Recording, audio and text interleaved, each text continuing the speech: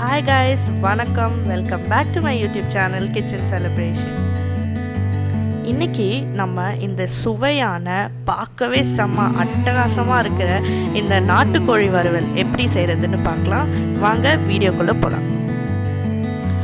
நான் இன்றைக்கி ஒரு 300 கிராம் போல் நாட்டுக்கோழி எடுத்திருக்கேன். நான் பொதுவாலும் போன்லெஸ் பீசஸாக எடுத்திருக்கேன். அதில் ஒரு 1 டேபிள் ஸ்பூன் போல் ஜிஞ்சர் கார்லிக் பேஸ்ட் போட்டுட்டு ஒரு 1 கப் அளவுக்கு தண்ணி ஊற்றிட்டு அதுக்கப்புறம் நீங்கள் சால்ட்டு போட்டுக்கோங்க. சால்ட்டு தேவையான அளவு போட்டுக்கோங்க. நான் ஒரு அரை டீஸ்பூன் போல் சேர்த்துக்கிறேன்.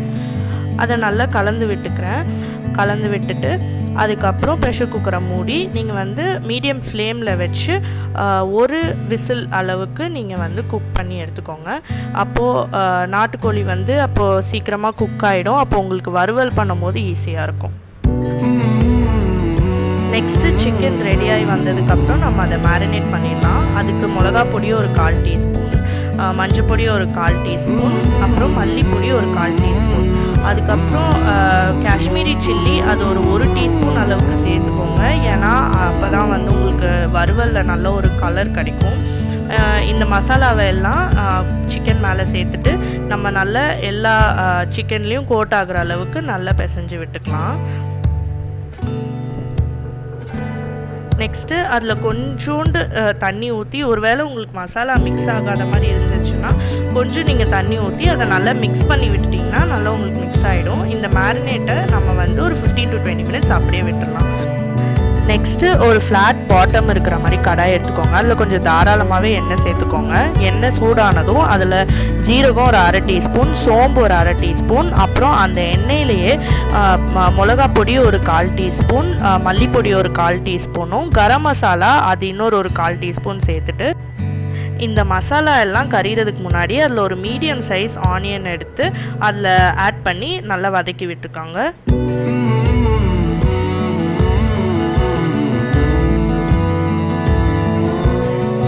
அந்த எண்ணெயில் ஒரே ஒரு பச்சை மிளகா, அதுக்கப்புறம் ஒரு கை நிறைய கருவேப்பிலையும் சேர்த்துக்கோங்க. கருவேப்பிலை நிறைய சேர்த்துக்கிட்டிங்கன்னா உங்களுக்கு நல்ல ஃப்ளேவர், அது நல்ல டேஸ்ட்டாக இருக்கும். நீங்கள் கருவேப்பிலை எவ்வளோ முடியுமோ அவ்வளோ சேர்த்துக்கோங்க.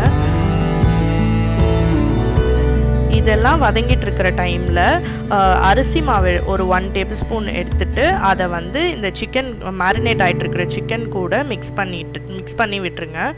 அதுக்கப்புறம் அந்த சிக்கன் எடுத்து வெங்காயத்து கூட மிக்ஸ் பண்ணி விட்டுருங்க.